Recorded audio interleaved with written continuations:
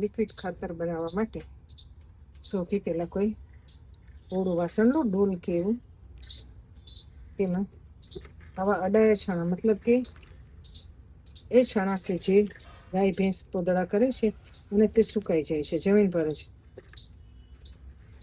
અથવા તો છાણા થાપેલા હોય તે લઈ આવો, તેને પાણીમાં બોળી રાખો.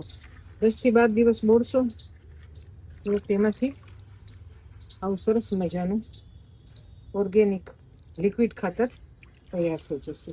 ત્યારબાદ જે સડેલું છાણ હોય તે એકદમ સૂકો થઈ જશે, તેને માટીમાં મિક્સ કરી દો. અને ત્યારબાદ કોઈ પ્લાન્ટ કે વાવવો હોય, આજે હું ભાજીઓ વાવવાની છું પાલકની, એટલે માટીમાં મિક્સ કરીને તેની વાવવા માટેની માટી બનાવી લઈશ.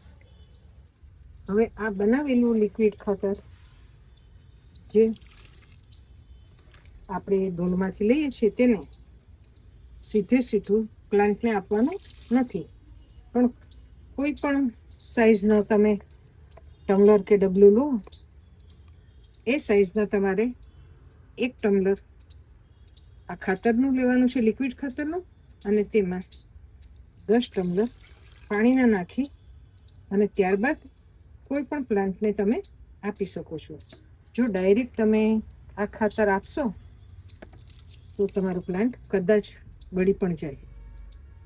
એટલે હંમેશા જે માપનું તમે ડબલું કે ટમ્બલર લો તે જ માપથી 10 ગણું પાણી ઉમેરી અને ત્યારબાદ તમારા પ્લાન્ટને તમે આપી શકો છો.